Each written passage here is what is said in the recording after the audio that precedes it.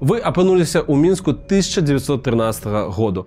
Welcome, так бы мовіць. Электрычнасць тут каштуе даражэй, чым у Петербургу. Вадаправод ёсць далёка не ва ўсіх раёнах. Арендаваць кватэру ў цэнтры можа толькі заможны чалавек. Ёсць 5 кінотэатраў, свае варыянты кабарэ і магчымасць паглядзець порна-карцінкі. Мы – турагентства «Загляне сонца». Падпішыце, калі ласка, на нас і паехалі ў Мінск да Першай сусветнай вайны.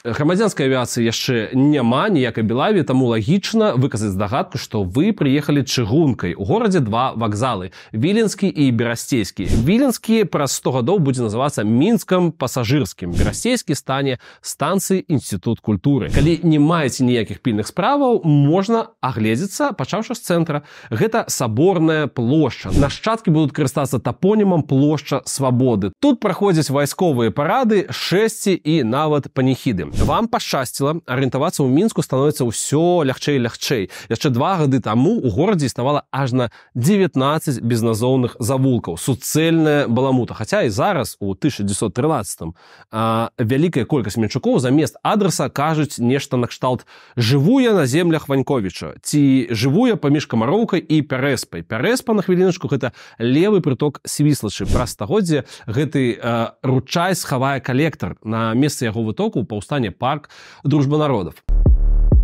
Перед вами галоўная вуліца горада Захар'евская. Калі беларусам 21 стагоддзя захочацца зразумець, дзе гэта, ім будуць казаць нешта пра кавалак праспекту Незалежнасці да ЦУМа. Названа ў гонар першага губернатара горада Захарія Эммануілавіча Карнеева. Ну, у гонар першага расійскага губернатара. Не забывайце, вы знаходзіцеся ў адміністратыўным цэнтры адной з губерніяў Расійскай імперыі. Дзякуючы статусу ўсё даволі неблага, прынамсі ў цэнтры. Тут ёсць буркаванка, напрыклад, хапае дошчачак з назвамі вуліц. Дарэчы, з 1905-го яны выконваюцца вялікімі такімі белымі літарамі на прыгожым блакітным фоне. Адсюль у 1910-м пачалося асфальтаванне Мінска. Гэта вам не ўскраіна, дзе вясной і восенню вуліцы пераўтвараюцца ў непралазнае балота, а ў ямы з вадой скідваецца смецце і нават струхлелае начынне ды адзенне. Ну, такое сабе. Магу крышачку распавесці пра тыя самыя ускраіны, калі вы такі настойлівы. Чыгуначнае мястэчка ў Серабранцы толькі злілося з горадам суцэльнай забудовай уздоўж ігуменскага гасцінца. Шматпавярховыя мураваныя будынкі, якіх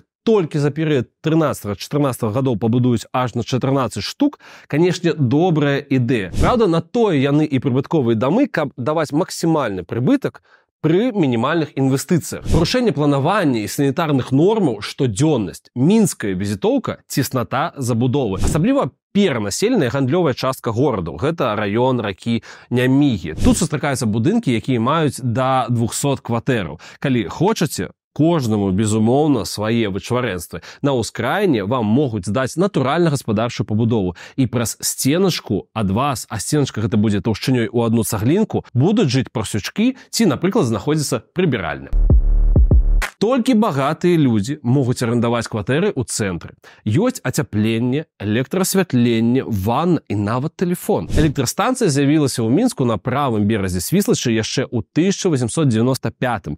Кажуць, будзе існаваць вельмі доўга, пакуль нейкі там бізнесовец не захоча зладзіць на яе месцы гасцінічны даўгабуд. Колькасць абанентаў 1592. Гэта афіцыйныя установы і невялікая колькасць прыватных кватэраў. Ускраіны горада галоўным чынам асвятляюцца газавымі, па-руску керасінавымі ліхтарамі. З 1 верасня па 1 траўня асвятленне даюць па 6-8 гадзінаў у суткі, за выключэннем ночаў, калі месяц залівае сваім святлом Мінск, як паэтычна. Спажыўцы, праўда, скардзяцца на частыя перабоі ў электразабеспячэнні, асабліва на прадпрыемствах, а гэта вельмі празаічна. Майце на ўвазе, калі ласка, вуліцы часцяком на 5-10 хвілін паглынае цалкавітая цемра. Тэлефон. Абанентаў па горадзе да 1000. Праз год з'явіцца адпаведная статыстыка. 888 абанентаў. Да 963 падключаных апаратаў. Тэлефоннай сувяззю карыстаецца вузкае кола вельмі заможных гараджанаў. Плата за абанемент у радыусе да 2 вёрстаў ад тэлефоннай станцыі у 75 рублёў. А далей набаўляецца за кожную вярсту па 15 рублёў. Эра, так бы мовіць, да айфонаў і плафонаў. Давайте доб'емся. Працягласць водоводных сетак крыху больш за 40 кіламетраў. Гэта задавальняе толькі жыхароў цэнтральных раёнаў. Менчукі плацяць шмат, 15-20 копеек за 100 вёдраў вады. Для параўнання, у Санкт-Петербургу да 6 копеек. Калі вырашыце застацца ў Мінску і арендаваць кватэру, маю вялікую надзею, вы багаты, заможны чалавек. Бо сярэднегадовы кошт адно-трохпакаёвых кватэр крыху больш за 500 рублёў. 5-пакаёвых ад 400 до 700 рублёў. На ўскраінах плата за пакой, безумоўна, зніжаецца да прыблізна 70 рублёў. Але ёсць праблема. Пытанне такое, як захаваць здароўе? Гэта вам не Airbnb, гэта нейкія адрыны скляпы, працятыя валкасцю. Прыемнага мала. Таму, шаноўныя госці сталіцы, прашу вас захоўваць асцярожнасць. Горад у нас прыемны. Утульны. Усе ўжо кажуць пра чысціню, якая не задзяўбала людзей. Але гэта не мегаполіс. Каля 10 тысячаў чалавекаў карыстаецца рачной вадой. Вось, натуральна, прыходзяць у рэку і забіраюць яе. І гэтая вада зусім непрыдатная для пітва ў сырым выглядзе. Яна, калі шчыра, мала адрозніваецца ад клачнай вадкасці. І нават аналізы пітной вады з так званых артэзіянскіх студняў усюды выяўляюць яе значнае забруджванне. Чаму так адбываецца? Такая каналізацыя. Выдаленне бруду ажыццяўляецца асенізацыйным абозам гарадскога кіравання, афіцыйная такая назва, і прыватнымі асобамі. А на ўскраінах самімі жыхарамі. Цікавая статыстыка з 1897 году. Гэта даўно, але паказальна. Асенізатары мусілі вывезці 83 950 бочак лайна, а вывезли толькі 17 795, то бок 5-ю частку. Калі ў 1913 становішча палепшылася, дык не вельмі. Дарэчы, натуральным каналізацыйным калектарам служыць у нас у горадзе Свіслач і Няміга. Зразумела, нікога не здзіўляе, што за перыяд 1890-1913 гадоў афіцыйнай статыстыкай зарэгістравана 240 тысяч выпадкаў эпідэмічных захворванняў. На першым месцы грып, потым страўнікава-кішэчныя захворванні і на трэцім сухоты. Але вам пашчасціла. З гэтага году мы маем у горадзе эпідэмічны шпіталь. Вас выратуюць. Ужо 4 гады, як створана служба хуткай меддапамогі. Абслугоўванне, на жаль, платнае. Кошт аднаго выкліку ад 20 копеек до 1 рубля. Няшчасныя выпадкі абслугоўваюцца задарма. А калі вам патрэбны выклік з аўтамабілем, дык кошт пачынаецца з 3 рублёў. Дарэчы, першую машыну хуткай дапамогі ў 1911 годзе купілі ў Аўстрыі сёстры міласэрнасці. Дзякуй ім вялікі. Я так разумею, вы маглі стаміцца ад вялікай колькасці і вялікага аб'ёму інфармацыі, якую я выдаў, таму прапаную вам адпачыць. Найбольшым попытам у Мінску карыстаецца кіно. Ёсць цікавая статыстыка. За другое паўгоддзе 1910-га кінотэатры наведала 245 тысяч чалавек. Тады як у тэатрах пабывала 32 536 чалавекаў. Всех подлічвалі просто. А ў цырку 33 730. У 1907 годзе на Захар'еўскай вуліцы адкрыўся кінотэатр «Ілюзіон». Адэкватны арыентыр для будучыні – гэта Кастрычніцкая плошча. Трохі пазней кінотэатр «Мадэрн» на Губернатарскай вуліцы. Губернатарская – гэта сённяшняя Леніна. У 1909 на Захар'еўскай з'яўляецца кінотэатр «Эдэн» і кінотэатр «Гігант». Для кінотэатра «Гігант» быў прыстасаваны будынак, што раней належаў евангелічна-лютэранскай кірсе. Савецкі арыентыр – кафэ «Нёман». Арыентыр для 21 стагоддзя – будынак насупраць універсама цэнтральны. У 1914 на Петрапаўлаўскай вуліцы з'явіцца кінотэатр «Люкс». Да халерышча просто кінотэатру. Цэны ніжэйшыя, чым у тэатры і ў цырку. Так, у 1914 годзе ў 3 найбуйнейшых кінотэатрах гораду – «Гіганце», «Эдэну» і «Люксе» квіткі будуць каштаваць 20, 30, 40, 50, максімум 75 копеек. Дарэчы, за 50 копеек можна набыць уваходны квіток у тэатр-рэстаран «Акварыум», які адкрыўся на Юр'еўскай вуліцы ў 1905. Гэта раён Палаца Рэспублікі. Зноў ж такі, все круціцца вакол цэнтра. Там штодня дае канцэрты струнны аркестр з 15 музыкаў. Актыўна адкрываюцца кафэ-каштаны з шансанеткамі, а таксама кабарэ на парыжскі манер з аголенымі танцоркамі. Порна-сайты яшчэ ніхто не прыдумаў, таму за 20 копеек можна схадзіць у так званую панараму. Адна з іх знаходіцца на Губернатарскай, і у аддзяленні для дарослых наведнікаў біяскоп паказвае цэлы шэраг парнаграфічных малюнкаў. Публічныя дамы таксама працуюць. Яны знаходзяцца вакол цэнтра, не ў самім, а непасрэдна ў цэнтры выдзяляецца гатэль «Еўропа». 6 павярховак з першым і пакуль адзіным у горадзе ліфтам. Тут працуе 130 гасцінічных нумароў. У кожным ёсць тэлефон, рукамыннік, электрычнае асвятленне, цэнтральнае вадзяное ацяпленне, ванна цэлая. Наведвальнікаў запрашае вядомы рэстаран Саўлевіча, дамская і мужчынская цырульня, чытальная зала і кнігарні. Калі працягваць рэстаранную тэму, то я таксама магу вам параіць Grand Cafe Select. Гэта рог Захарыўскай і багадзельнай у будучыні Камсамольскай вуліц. У 1919 тут паўстане сталовая нумер 5, а пакуль гасцей частуюць карасём Обернуар, яйкам а-ля Берсі і коктейлем Тутті-фруті. Тутті-фруті, як мілютка. Альтэрнатыва Еўропе гасцініца Адэса. Пасля на яе месцы з'явіцца цэнтральная кнігарня. Пры Адэсе працуе рэстаран «Мядзведь». Гасцям апроч добрай кухні прапануюць і культурную праграму. А ёсць яшчэ асобныя кабінеты з уваходам з боку вуліцы Багадзельнай. Ну, вы разумееце, для чаго яны патрэбны. Але да шыку Еўропы далёка, бо там, каб сустрэць госця, могуць выслаць аж на аўтамабіль ці экіпаж на вакзал. Давайте распавяду вам гарадскую байку. Праязджаючы па вуліцы Падгорнай, нейкі грамадзянін Фёдараў пусціў машыну поўным ходам. Цяга тормаза лопнула, аўто ўпісалася ў тэлеграфны слуп. Пасажыраў шчасліва выкінула на маставую. Гэта афіцыйна першае ДТЗ ў гісторыі Мінска. Здарылася яно 20 жніўня 1906. У студзені 1912 у Мінску было двое афіцыйных таксістаў. Газеты скардзяцца, што новы від транспарту пужае коней, якіх яшчэ вельмі і вельмі актуальна карыстаюць. З 1892 працуе конкам. Існуюць, праўда, свае цяжкасці. Каб падняцца на Саборную плошчу, нагадваем, цэнтральны цэнтр горада, ці ў бок Траецкай гары, на гандлёвай вуліцы трэ запрагаць дадатковых коней. Лайфхак для вас. Калі і гэта не дапаможа, выскоквайце, калі ласка, і пераадольвайце пад'ём пешкі. У 1913 годзе у Мінску афіцыйна налічваецца 495 ровараў. Кошт аднаго ровара не меней за 75 рублёў. Можна арандаваць у краме ці на велатрэку ў гарадскім садзе. У будучыні гэта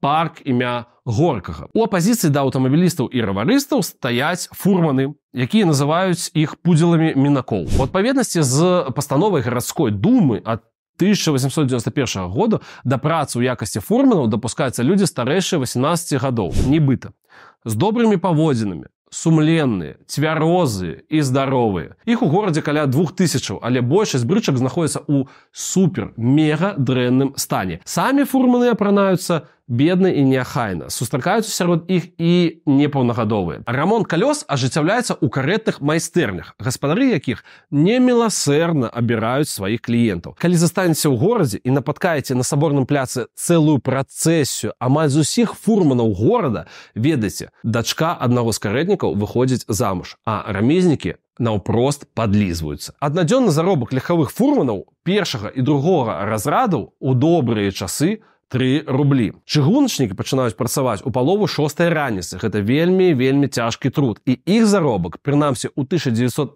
годзе складаў не меней за 32 рублёў у месяц. Мінскі завадскі працоўны атрымлівае ў сярэднім 15,2 рубля. Гарадская эканоміка у нас наступная. Толькі той працоўны, які атрымлівае не меней за 30 рублёў у стане утрымліваць сям'ю. Пры гэтым на фабрыках і заводах яшчэ не з'явіліся сталоўкі. Абед у крачме, суп, селядзе з таўканіцай і гарбата каштаваў каля 20 копеек. Пры трохразовым сілкаванні выдаткі складалі б 12 рублёў у месяц. То, як вы разумееце, 15,2 у вас заробак, 12 вы аддаеце на ежу. Такое сабе. Трэба яшчэ ж дзесьці жыць. Агулам, глядзіце, якія прайсы ў горадзе. Кілаграм ржанога хлеба ў 1911 годзе каштаваў 5-7 копеек. Кілаграм бульбы 19, ялавічнага мяса 37, вяршковага масла 90, десятак яек 30 копеек. Ну і галоўнае, вадзяра, то бок гарэлка ў расійскай імперыі на той момант каштавала ад 60 до 90 копеек. Звярніце ўвагу, у 2014 тут, на гэтым месцы, дзе мы знаходзімся, пачне працаваць гатэль «Пекін». Пакуль жа гэта Кашарская плошча. Ад польскага слова «кашары», то бок казармы. Менавіта тут у 1913 арганізавана пляцоўка для гульні ў футбол. У першым афіцыйным матчы на тэрыторыі горада гімназісты з каманды «Алімп» перамагаюць гандлёва-прамысловых службоўцаў з калектыву «Макабі» 3-0. Яшчэ няма Ізраіля і яго чэмпіяната па футболе, у турнірнай табліцы якога такое адчуванне. Выступаюць толькі каманды з назвамі «Макабі» і «ХПЛ». Але ўжо зразумела, што гімназісты тыя перамаглі этнічных габрэяў. У горадзе 106,7 тысячаў насельніцтва. На 1909 43% з іх гэта габрэі. Праўда, такога слова яшчэ не існуе. Евреі і іудзеі па-расійску, альбо жыды па-польску і па-беларуску. Яшчэ адна вялікая адчувальная этнічная група татары. Яны маюць сваю мячэць і свае агароды ў паўночна-заходняй частцы Мінска і не толькі. Ёсць сэнс распавесці вам і пра падданых турэцкай дзяржавы. Асманы валодаюць цэлай сеткай гарадскіх пякарань, булачных, кавярань і бакалейных крам. Хочацца пад'есці, да? З такой нагоды распачнем наш гастратурызм. Калі хочацца салодкага, дык на рагу губернатарскай і захар'еўскай працуе Канстантынопольская кандытарская. Туркі эліта хлебапекарнай прамысловасці. Іх прамыя канкурэнты цёценькі з нізкага рынку. Прадаюць постныя і масляныя баранкі, сухары, куханы. Гэта такая асобнага гатунка белы хлеб з маслам, кмінам і цыбуляй, таўкачыкі з грэцкіх круп і так званыя картафляшкі з бульбы. Зноў есці хочацца. Дарэчы, пры выхадзе з нізкага рынку працуе, як бы зараз сказалі, пункт грамадскага харчавання. Шыльда «Смачны куток». І нават па-руску ён так называецца. За 5 копеек вы можете пачаставацца крупнікам і кавалкам ялавічыны, калдунамі і валовай пячонкай. Калі патрэбны адрес, дык усё круціцца вакол Свіслачы. Нізкі рынок знаходзіцца ўніз ад Саборнай плошчы. У Савецкай Беларусі тут будзе плошча 8 сакавіка. У Лукашэнкаўскай траўні каля дома фізкультурніка. Праз раку працуе Траецкі рынок, размешчаны на аднайменнай плошчы. Яна, дарэчы, самая вялікая ў горадзе, якая забрукавана камнем. Сюды прыязджаюць сяляне, каб прадаваць свае тавары. Усё, што ўрадзілася, тое і прадаюць. Каўбасы, кумпякі, паляндвіцы, масла, тварог, сыр, да што ты зробіш? Ну, есці ахвота. Там мінскія рамеснікі прадаюць сялянам земляробчы інвентар і прадметы побыту. На месцы можна выпіць, але гэта больш спецыялітэт нізкага рынку, таму раю вярнуцца на іншы бераг. Мясцовы эксклюзіў з біцень, які гатуюць з лістоў аеру, мёду і патакі. Дарэчы, гарэлка ў горадзе не толькі расійская. З 1893 на вуліцы Ніжнеляховскай, гэта кастрычніцкая для нашчадкаў, працуе завод прамыслоўцаў Янкеля і Зельмана Ракаўшчыкоў. У будучыні прадпрыемства Мінск Крышталь. Піўзавод Лекерта, сям'я баварскіх падданых, дзейнічае ўжо 49 гадоў. Гэта колішняя Багемія і будучая Аліварыя. Але не трэба думаць, што мы тут у Мінску запойныя. Няхай у нас у гэтым годзе і з'явіўся першы выцвярэзнік. Горад слаўны, дарэчы, яшчэ і сваёй кавай. На тым самым нізкім рынку можна пачаставацца вялікай колькасцю яе варыянтаў. Але за гэтым сваім рафам, калі ласка, прыходзьце гадоў праз 100. Нагадваю, мы канал «Заглядне сонца». Дзякую вам за падарожжа ў Мінск 1913. Калі спадабалася, калі ласка, упадабайце гэты наш відос, паглядзіце іншыя і падпішыцеся на наш канал. Ну і, безумоўна, давайце беларусець разам. Пакуль.